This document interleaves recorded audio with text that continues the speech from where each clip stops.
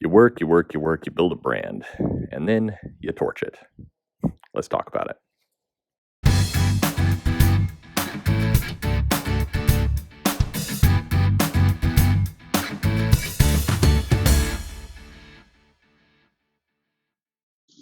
Hey there, this is Perch. Responding to a question that people had, how, what's the fastest way to damage a brand? What's the fastest way to take something that was once very valuable and actually implode it and make it lose value, lose intrinsic value? And there's a lot of different answers to this. There's a lot of kind of different details here, but one common theme that I think covers everything, and that is losing trust. If you lose trust in a brand, then you damage the brand. And that's the fastest, most destructive, hardest to regain thing.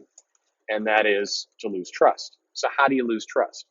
Well, in comics, there's a couple really quick and easy ways. There's doing a story that is, got a lot of big, impactful moments, and then you hype it, and then you reveal it was all just a dream, and basically kind of erase the story. That's a good way.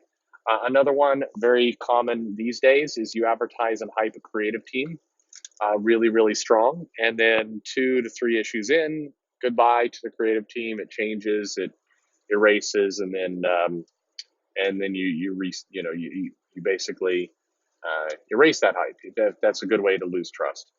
Um, Other things that are a little bit kind of smaller but kind of harder to tag onto, constant reboots, lose trust, really odd takes on a character where you have a beloved character and you just change it up for no apparent reason or no clear reason for the fans to discover.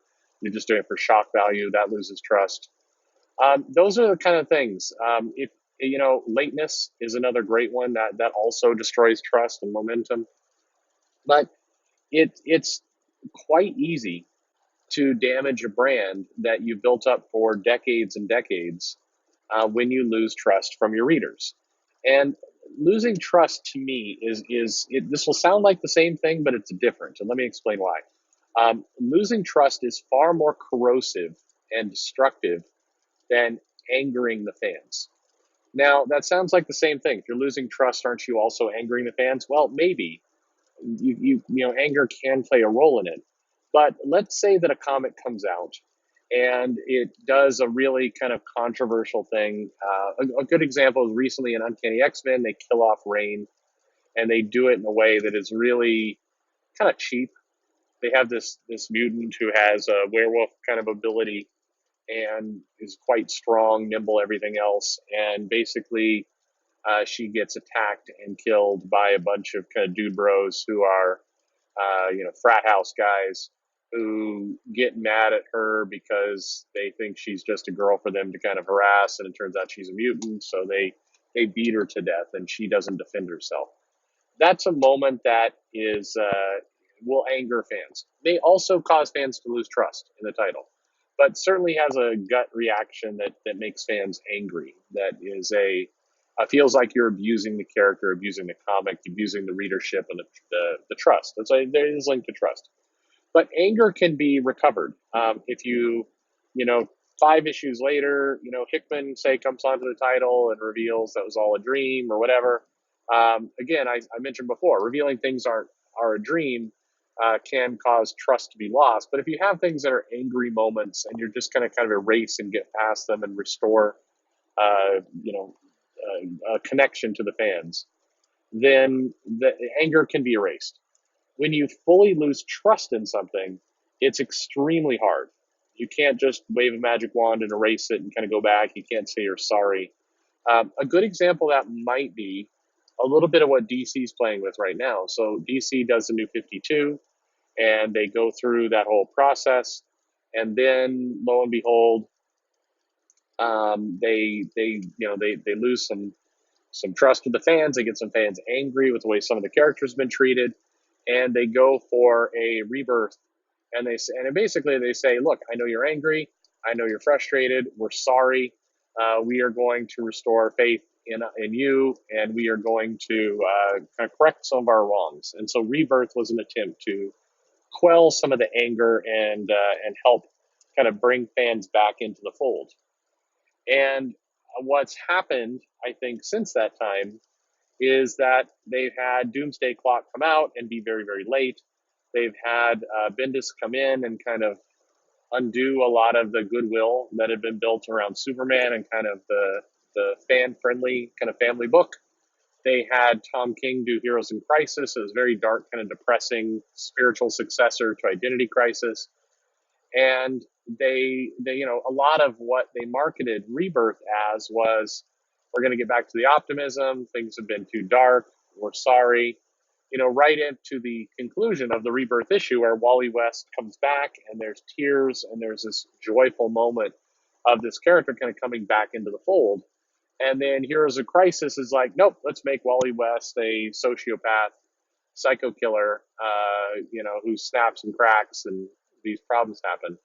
So that is where you betray trust. So there's actually that whole illustration there. It's a perfect example of, you have something, you have some fan, disenchantment, you have fans getting angry, you have frustration. Yes, you also have some loss of trust, but more you have frustration. And then you kind of say, nope, we're going to make it good with Rebirth, and you actually give some signs that you know what you're talking about, you mean it. And then you kind of pull the rug out from under people again. That's where you really destroy trust. Over on the Marvel side, I think a good example of this is you have the One More Day kind of erasure of Peter and Mary Jane's marriage, and you have a lot of justification around of like, no, we're going to take Peter back to his roots. No, we're going to, he was best when he was a bachelor, and kind of the Parker luck, all that kind of stuff. And so you had some people who were like, yeah, I'm angry by this. You had some people who really didn't like the erasure of the marriage, but you did also have a good portion of people who are willing to give it a shot, who was like, well, let's see what we're going to get here. And then over time, you had a bunch of kind of tease and tease pull the rug out, tease pull the rug out with Mary Jane, and that kind of frustration turned to anger. And Marvel did their own kind of mea culpa where Nick Spencer reboots Amazing Spider-Man. Not reboots, relaunches. There you go. Relaunches Amazing Spider-Man. Brings the relationship back. Says, nope, you know what? We're going to have it here. We're going to do it. We're going for it. This, enough of this bait and switch. We're going to put it in here. And that was a similar to Rebirth. It was a way to kind of tell the fans, look, we know you're angry. We know you're frustrated. We're going to make it good. And all well and good. Oh, there's a siren outside. This is one of the fun things that happens when I'm doing these things for my car. The popo is after somebody there. This is like a rich community, so this is like somebody who's like stolen a shopping cart from a Target or something's racing it downhill. That's what's going on there. Hey, real life interfering with. This isn't a podcast. I don't know what I'm saying. Anyway, back to completely derail my train of thought. So Spider-Man has regained some goodwill back. Fans are happy, but fans are wary because, kind of like with Rebirth and like so many things in the past, a lot of fans are just kind of expecting that Nick Spencer is setting us up for really sticking the knife in and twisting it a bunch with having Mary Jane die, or some kind of horrifying murder, or she cheats on him with the Vulture. I don't know. They're just, fans are kind of expecting some really nasty kind of, aha, you thought we were doing something nice and doing some fan service. Well, nope, screw you. And I think that will be the moment, if Marvel does do that, if the fears turn out to be true, then I think that's where you'll get some anger, but more than that, you'll get a loss of trust. And that trust is going to be, it's not going to come back. It's like being in a relationship with someone and one person cheats on the other person. And the relationship, it may recover. It may, you can kind of move on past it and everything else. But there's a chipping away of trust that is, foundational, that you don't get back. And I think comics, what's fast way to damage a brand? You lose trust, because it's like an old wound. It doesn't really heal. It creates a cynicism in the comic, and even if collectors keep buying, the some of the heart is gone, and it just turns darker and darker over time. And to restore that trust is, you know, is near impossible. I think if you even if you come back and say no, we acknowledge our mistake and we're going to do better this time, it's kind of like the Spider-Man example. There is this feeling of, yeah, I'm just waiting for the next shoe to drop.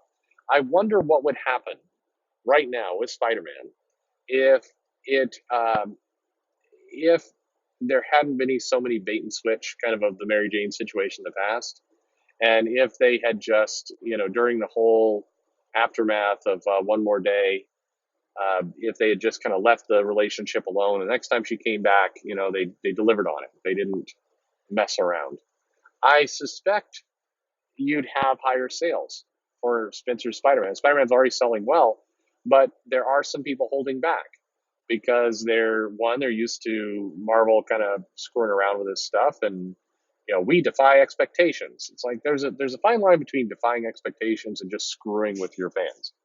And Marvel has landed on the wrong side of that line a lot, especially in the last decade. There's that, and then there's also just kind of some general irritation with Nick Spencer, who his Captain America and the whole Hail Hydra and kind of how the Falcon Cap was handled, and then when Secret Invasion came about, there was a lot of promises. This is not just going to end with the real Cap coming back and solving everything. This is not going to just end. And then that's exactly how it went about. And there's sure I've heard the argument. This has been debated in the shop around. No, it's not like that. This was an alternate Cap coming back. Yeah, no, in the end, an Inhuman guy vomited up a cosmic cube, and real Cap came back and killed off Nazi Cap, imprisoned Nazi Cap. Whatever. Anyway, so that's how you destroy a brand. And unfortunately, destroying a brand is increasingly likely, I would say, because when the publishers hire freelancers and independent contractors to work on their books, when they go all in on that strategy of utilizing that kind of talent, well, then bad stuff happens. Because you're basically trusting these valuable brands, these valuable IPs, to people who are not connected to your company. They're just contractors. So there's something in it for them. They're getting paid. They're getting kind of recurring work. That's great, but it's not something they own. It's not something where you're giving them long-term equity. Imagine a world where still had independent contractors, all the rest, but creators who worked on comics and all, and wrote, drew, whatever, they got equity, they got stock in Marvel, or they got incentive programs that if your trade sells, if you sell the initial, you have multiple tiers. Basically, get a bump of some stock for the initial sale, you get another bump for trade, you get another bump for reorders and second printings and things like that. And hey, if you build a comic that sells, that talks to the fans and has some longevity to it, maybe some kind of extra bump if down the road some other writer references or builds off of your story, you get another little bump. I think that would be obviously it's company giving away money, but that would be incredibly valuable to change a lot of bad behavior. Same thing with editors. If you're running a successful line that is selling and getting reprints and getting good acclaim, you should get some stock. If you are delivering something, almost a disincentive. If you can do those sales, if you can pull in the numbers without doing a reboot or a relaunch or a new number one or any of the rest, get the bump of stock. I think this is something that Disney is kind of reluctant to do much with stock grants, but you need something to provide some. They call in the business golden handcuffs. It's something that ties you to a brand, but in a way that you don't really mind because it's gold. That's something that is desperately needed in comics to fix a lot of the wrongs and to help from these brands getting destroyed. Because when you have people who really don't care, they view it as just a paycheck for a job, then in all honesty, what motivation do they have other than just being a good guy or a good woman? What motivation do they have to treat the brand with respect. Go for the shock value. Get a bump, move on to the next title. Write the story you always wanted to tell that maybe nobody else wants to read. That's what happens when you don't have long-term attachment to the brand, and the brand suffers and you lose trust. Anyway, that's what I think. What about you? What causes you to lose trust, and what do you think damages a brand? I think if you have a product, whether it's TV show, movie, franchise, brand, comic, whatever it happens to be, your equity, your long-term equity in that property is all based on trust. If people trust that you're writing Spider-Man and you're delivering a great Spider-Man story, then they're going to keep buying Spider-Man, and that's what makes a brand powerful. If they're Nike shoes, that's what makes the brand powerful is a trust and attachment to the brand. And if you destroy that, if you shake it, if you give reasons for people not to invest in it, then you lose that equity, and it hurts you long term. Anyway, hey, let me know what you think. Like, subscribe, leave me a comment, tell me where I'm right or wrong. Follow me on Twitter at Comic Perch, and thanks for listening.